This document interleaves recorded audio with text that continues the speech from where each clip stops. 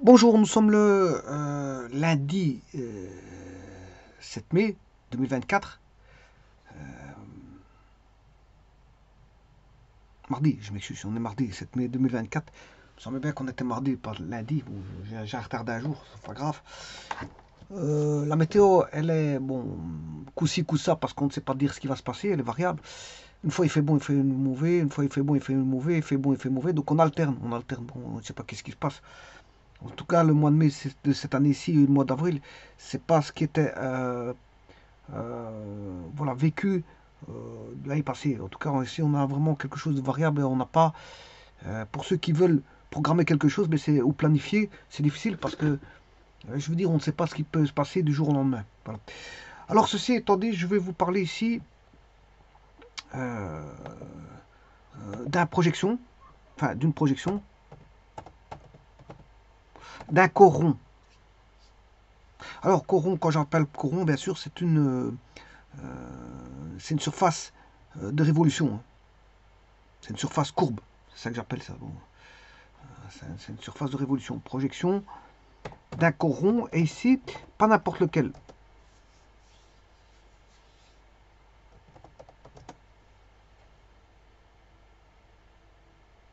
C'est pas n'importe quel coron.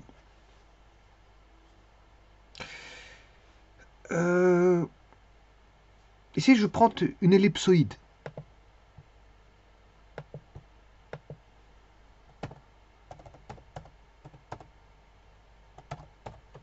Alors, une ellipsoïde.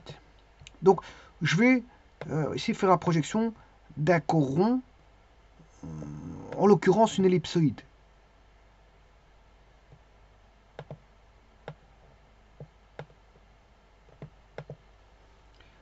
Bon, bien sûr, je vais rajouter peut-être des petits éléments bon, de fantaisie, pourquoi pas. Je peux faire de la fantaisie, bon, pas obligé d'être, je veux dire, droit. Parce qu'on peut, via la fantaisie, on peut remarquer quelques petites choses aussi, hein. Bon, pour ceux que ça intéresse, petite fantaisie, ça fait pas de tort. C'est comme, voilà, on vous offre une fantaisie, ben, pourquoi pas, vous la prenez avec plaisir. Bon, on vous offre un bonbon, vous prenez. Donc ici, bon, je ferai peut-être une petite fantaisie, on verra bien, on verra bien. Bon, ceci étant dit, euh, tout d'abord, je vous rappelle qu'ici, on a affaire à un coron, c'est-à-dire que c'est un solide de révolution. Moi, ici, ce sera plutôt une surface. Je ferai une surface. Bon, je ferai une surface. Oh, non, un solide, ça va, j'ai rien dit. Je ferai un solide. Ici, ce sera un solide de révolution. Et donc, le solide de révolution, c'est un coron. Bien sûr, engendré par la rotation d'une surface plane. Alors, si vous faites tourner un rectangle autour d'un axe de révolution, ben, vous aurez un cylindre. Voilà. Si vous faites tourner un rectangle autour de l'axe de révolution, vous aurez un cône. Si vous faites tourner un trapèze rectangle autour de l'axe de révolution, vous avez ce qu'on appelle un trou de cône. Et finalement, si vous faites tourner un cercle, vous aurez une sphère. Maintenant, pour avoir l'ellipsoïde, mais vous faites tourner autour de l'axe de révolution une ellipse. Donc c'est aussi simple que ça.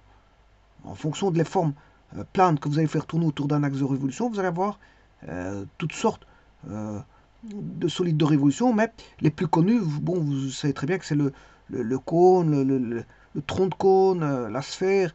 La sphère, on peut faire beaucoup de choses avec la sphère, hein. On peut faire le fuseau, on peut faire, voilà, on peut faire des choses avec. Voilà, donc tronc de cône, le cylindre, l'ellipsoïde. Bon, tout ça, c'est du connu, mais on peut faire ce qu'on veut, bien sûr, hein. C'est limité à l'infini, c'est illimité. Et le tort, bien sûr, qui est connu aussi, ben, c'est limité parce que vous pouvez créer des vases, vous pouvez créer, je veux dire, voilà, des, des tours de refroidissement d'une centrale électrique. Vous pouvez créer ce que vous voulez. Une cuve cylindrique, un verre, voilà, un vase de toute forme, hein, voilà, un pied de meuble, ce que vous voulez. Vous pouvez faire ce que vous voulez avec les corons. Ces vases de révolution, on les retrouve aussi beaucoup on va dire, en ébénisterie. En ébénisterie, on retrouve beaucoup des corons. Enfin, il suffit de constater ce que vous avez, par exemple, sur une table, une chaise, etc. Et eux, pourquoi? Parce qu'ils ont des machines qu'on appelle des tours. Et un tour fait ça en 5 minutes, hein. Même pas. Voilà, ça dépend ce qu'il faut faire, mais il y a voilà, des tours qui vous font n'importe quoi, hein, comme voilà, bien fait. Bien fait. Par exemple, une matraque, voire des pieds d'une table, pieds d'un meuble, d'une armoire, peu importe. On peut faire voilà, des corons comme ceci. Bon, quand on travaille le bois, bien sûr, parce qu'on peut travailler le fer aussi. Et si vous faites le fer, aussi, il y a aussi ce qu'on appelle des tours, hein. Les tours existent aussi bien pour travailler le bois que pour travailler voilà, ce que vous voulez comme matière, hein, le fer, tout ce que vous voulez. Alors maintenant, il y a ce qu'on appelle des tours numériques aussi, hein. Des tours numériques qui permettent de faire ça. Des tours à commande numérique. Vous programmez, vous lancez la machine et c'est la machine qui travaille. Voilà. Maintenant, il faut rester à côté de la machine pour voir s'il n'y a rien qui se passe. Et alors, on peut faire tourner, fabriquer des pièces, je veux dire, autant qu'on en veut. Bien sûr, il faut voilà, être à côté pour bien voir tout ce qui se passe. Si le processus de fabrication de la pièce se passe voilà, dans les règles de l'art. Voilà, s'il n'y a pas quelque chose, un incident qui peut se produire entre-temps, bien sûr, couper la machine via un arrêt d'urgence. On va dire ça comme ça. Alors, ceci étant dit, donc je prends une ellipsoïde. Je vais le faire par GeoGebra. Alors, avant toute chose, je vous rappelle que la définition d'un solide de révolution, qu'on appelle un coron.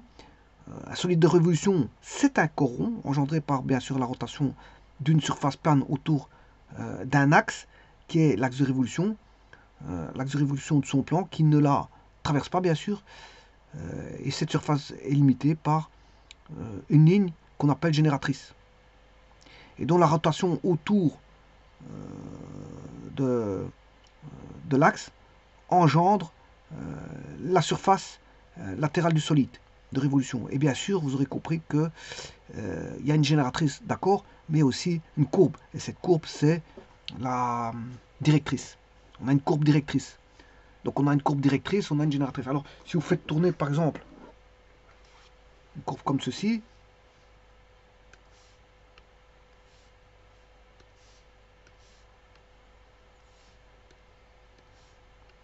voilà, si vous faites tourner ceci, vous allez avoir un coron. Mais ici, on a la courbe. Elle fait un peu n'importe quoi, c'est ça que je veux dire. Hein. Qu'on appelle la directrice. La courbe, c'est la directrice. Voilà. Alors, on fait tourner autour d'un axe de révolution. Que je vais appeler le centre ici X. Là-bas, on va engendrer X'. Bien sûr, on va avoir une symétrie parfaite de révolution. Ça va tourner, ça va donner une espèce de vase. Voilà, alors. Ceci étant dit, on va travailler l'ellipsoïde. Alors, avant toute chose, je vous ai dit, je vais me permettre quelques fantaisies. Bon, j'ai travaillé l'ellipsoïde. Ben, si vous voulez le cercle, enfin, je m'excuse, la sphère c'est ceci. Hein. Alors, pourquoi je fais cette fantaisie alors que je fais une ellipsoïde? C'est pour vous montrer que les équations sont proches. D'ailleurs, vous allez voir que ici, si je mets des curseurs, en 2D, bien sûr, les curseurs sont en 2D, je vais mettre le curseur A, qui va de 1 à 5 par incrément de 1. Ça, c'est pour faire mon ellipsoïde, hein, que je crée ça. De 1 à 5 par incrément de 1. Voilà, pour avoir le B et le C de 1 à 5 par incrément de 1. Alors, maintenant, je vais écrire l'équation de l'ellipsoïde. X carré sur A carré plus Y carré sur B carré plus C carré sur enfin je me suis trompé, c'est Z carré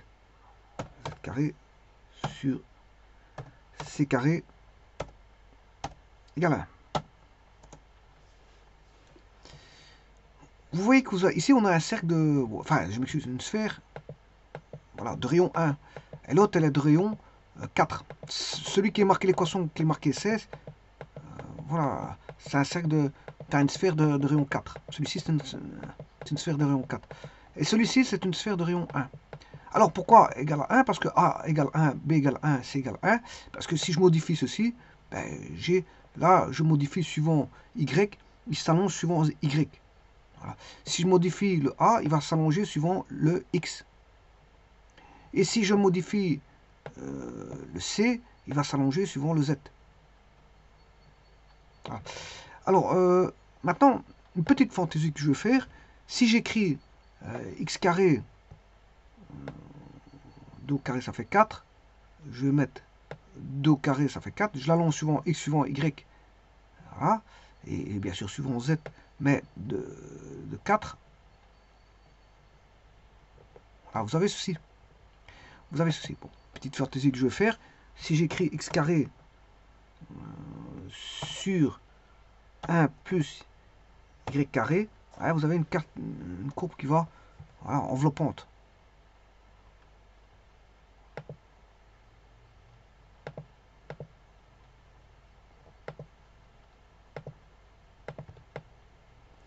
On a une courbe enveloppante. Alors maintenant, le mieux, c'est de mettre a carré, dépendant de a carré. Alors suivant le a carré, bien sûr,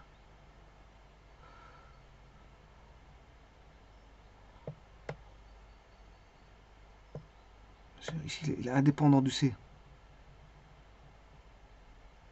Alors si je mettais a carré,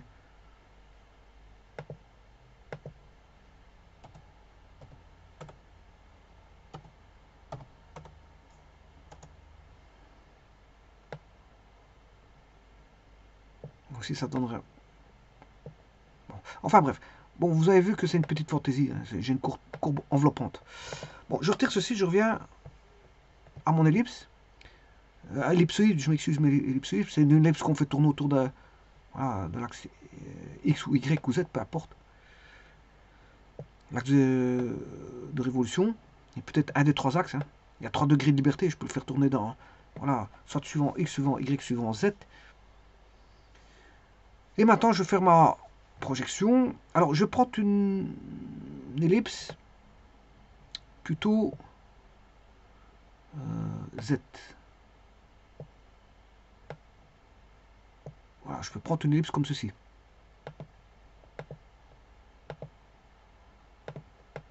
Voilà, ici, ça c'est bon, ça. C'est un ballon rugby. Alors, je vais projeter sur un plan. Alors, le plan, je vais mettre Z égale 4. X égale 4. Bon, je choisis une projection. 4 ou moins 4, hein, je peux mettre de l'autre côté, voilà, voilà. Je peux projeter d'un côté ou de l'autre. Alors, comment projeter cette ellipse sur ce plan-là? Sur ce plan-là. Ben, comment je vais faire? Ben, je vais couper par un plan qui va passer par parallèle. Un plan parallèle à z égale, enfin à x égale 4, qui va passer par le plan de symétrie, parallèle au plan de symétrie de l'ellipse, qui passe par ses maximums, bien sûr. Hein.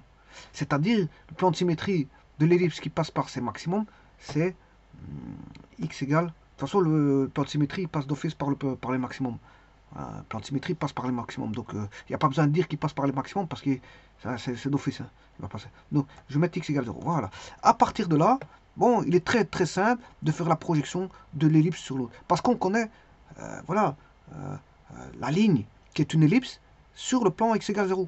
Alors, pour ça, je vais chercher l'intersection des deux surfaces ici.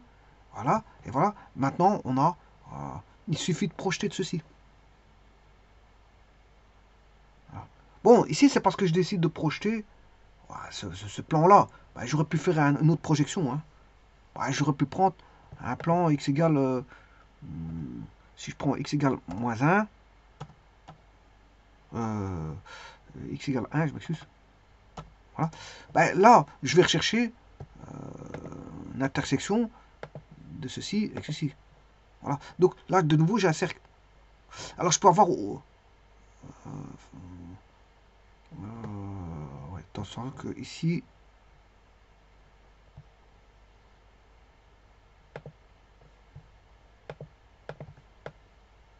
non, c'est des ellipses, c'est pas des cercles. Je sais pas pourquoi j'ai des cercles, mais c'est une ellipse. C'est pas des cercles, c'est des ellipses. Attention à ça. Si vous faites des coupures sur l'ellipsoïde, vous aurez des ellipses. Hein. Bah, par des plans, si je fais des coupures par des plans parallèles, bien sûr. Hein. Des plans parallèles au plan, on va dire, de symétrie. Si vous faites des plans parallèles par rapport au plan de symétrie, vous avez des ellipses, pas des cercles, parce que je me suis trompé. J'ai raconté une bêtise, c'est pas des cercles ça, c'est des ellipses. Donc on a, les plans de coupure vont donner chaque fois des ellipses. Alors maintenant, je vais projeter l'un ou l'autre, l'une ou l'autre ellipse sur le plan de x égale 2. Alors comment faire ça? Bah, je peux faire les deux, c'est pas un problème. Hein. Je vais projeter les deux. Alors pour ça, il faut qu'on voit, on ait une meilleure visibilité. Je vais enlever tous les plans. Voilà. Par contre, il faut que je laisse le plan de projection. Alors le plan de projection, je vais le projeter ici, sur ce plan, sur le plan que j'avais dit tout à l'heure, qui est... Voilà, j'ai dit que j'allais le projeter sur x égale 4. D'ailleurs, changer sa couleur pour pas... Couleur... Ben, je sais pas. On va mettre en vert. Voilà, avec une opacité faible. Voilà. Et donc maintenant, je vais projeter ces deux-là sur le plan vert, qui est le plan de projection. Donc je peux découper l'ellipsoïde où je veux, hein, par rapport à un plan. Alors ici, j'ai pris des plans parallèles. Voilà, je peux prendre des plans autres. Hein. Et ici, je vais faire une projection, bien sûr, une projection parallèle. Alors pour ça, je vais aller chercher deux points intéressants. Un qui étant, il faut les points, ça c'est l'axe X, donc il faut le point 4,0,0, il faut ce point là. Il me faut le point 1,0,0 et il me faut le point 0,0,0. Alors, je vais faire la première projection, c'est-à-dire avec le cercle. Le premier cercle, donc la première ellipse, c'est pas un cercle, c'est une ellipse. De toute façon, on peut dire qu'une ellipse, c'est un cercle dégénéré, on va dire ça comme ça. Ben voilà, il a plus de, il est composé voilà, de deux sous-cercles. Ben enfin bref, un ellipse c'est une ellipse, on va pas dire qu'un ellipse c'est un cercle. Par contre, une ellipse peut devenir un cercle suivant si A égale B. Hein. Si A égale B, l'ellipse devient un cercle. Alors, bon, donc je disais qu'on va enlever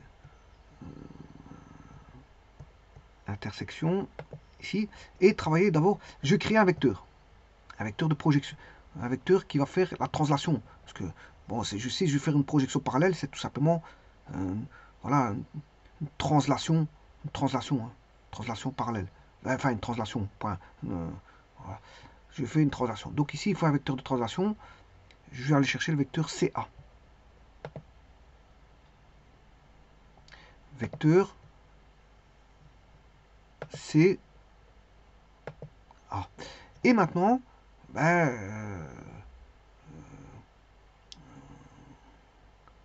je vais faire une translation. Donc maintenant que j'ai mon vecteur,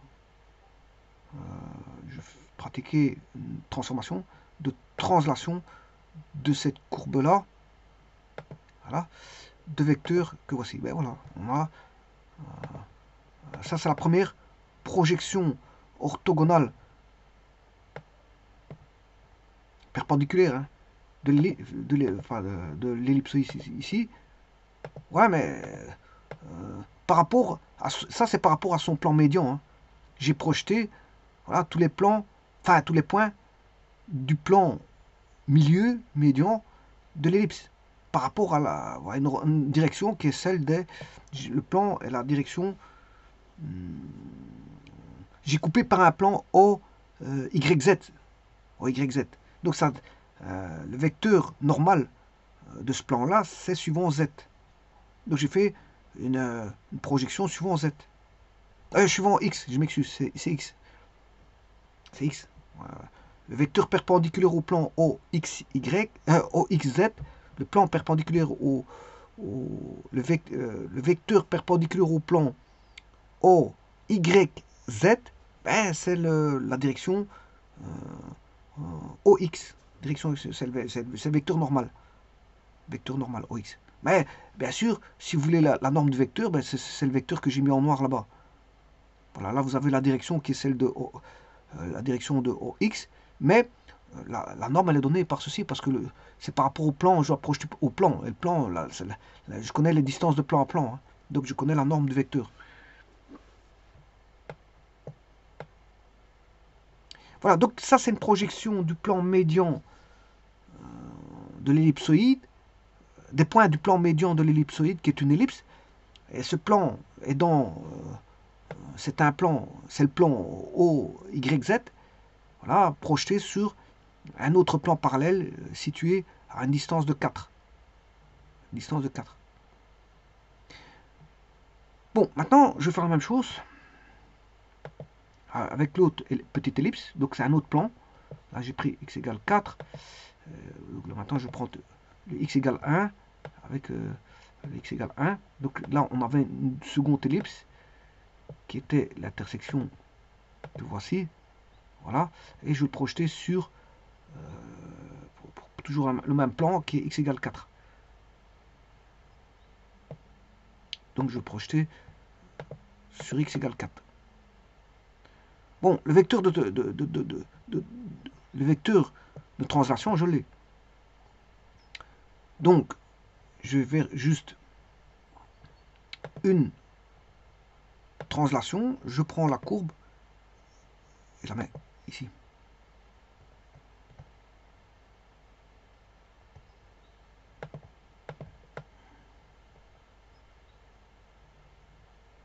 Ah oui, oui, il est décalé de... Oui, le vecteur de translation n'est pas bon. Le vecteur de translation n'est pas bon. Il faut que je change le vecteur de... Parce que j'ai repris l'ancien vecteur de translation, mais la distance n'est pas bonne. Donc la norme, il faut que je change la norme. Bon, je vais recommencer ça. Effacer. Il faut que je retire le vecteur U. Et je crée le vecteur BA, bien sûr. Hein. Parce que je vais le mettre sur le plan en vert. Donc je crée un vecteur de B vers le point A. Voilà. Et là, maintenant, je peux faire la translation de la courbe de vecteurs donnés. Voilà. Et là, cette fois-ci, elle est bien dans le plan vert. Et donc ça, c'est les deux projections données de l'ellipsoïde qui est ici. Voilà. L'ellipsoïde ici, pour lequel, bon, j'ai coupé par deux plans, x égale 4, x égale 0. J'ai eu deux intersections et je les ai projetées. Ces deux intersections, ces deux lignes, je les ai projetées dans un plan défini, donné. Voilà, donc ça donne ceci. Ça donne ceci. Alors maintenant, si je change le A, vous voyez que on a toujours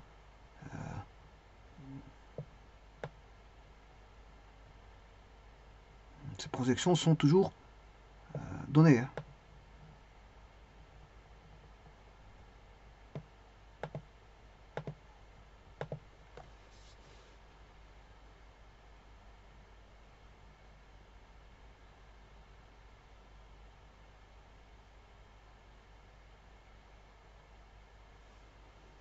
Et donc ça c'est une projection, on va dire, perpendiculaire, hein, parce que voilà, j'ai pas fait une projection oblique, j'ai fait une projection perpendiculaire, ce qu'on appelle une projection orthogonale. Donc tous les vecteurs sont perpendiculaires au plan de base. Le plan de base, c'était le plan de départ de découpe. Quand j'ai coupé l'ellipsoïde, ce sont les plans de base. Et bien sûr, je procède dans un plan, dans un autre plan ici, qui est parallèle. Parallèle, donc il n'y a pas de problème ici. Tout se fait de manière assez simple. Le vecteur, il est perpendiculaire. Le vecteur a une direction qui est la direction normale du plan de base. Et en plus de ça, il va se projeter sur un plan parallèle. Donc le plan parallèle a aussi la même direction que la direction normale du plan de projection est la même, enfin la direction, la normale de la direction du plan de projection qui est en x égale 4 ici, puisque le plan de projection c'est x égale 4, c'est celui qui est en vert, ben, la normale de ce plan-là, en vert, ben, équivaut à la normale du plan, des deux plans en bleu, parce qu'ils sont tous parallèles. Donc ils ont tous les quatre, tous les trois les mêmes normales. Ils ont tous les trois les mêmes normales. Voilà. Et le vecteur a une direction donnée par la normale des trois plans. Les trois plans, parce qu'ils ont tous les trois les mêmes normales. Donc en fait, voilà, le vecteur est perpendiculaire aux trois plans. Aux trois plans. Donc s'il est perpendiculaire aux trois plans, vu que les plans sont parallèles et que le vecteur est perpendiculaire aux trois plans, on a une projection parallèle. Enfin, une projection orthogonale, je m'excuse, une projection orthogonale. On projette, on va dire, perpendiculairement par rapport à un plan.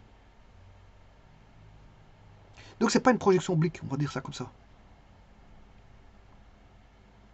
Alors, si on avait une projection oblique, bien sûr, ça serait déplacé. Hein. Ouais, parce que la direction ne serait plus, suivant les normales des trois plans, mais elle serait déplacée. On aurait, vous voyez les ellipses là, elles seraient soit à gauche ou à droite. Ou au-dessus ou en bas, voilà, on aurait une direction, elle ne serait plus là sur l'axe X. Voilà, il serait décalé. On aurait un décalage dans le plan.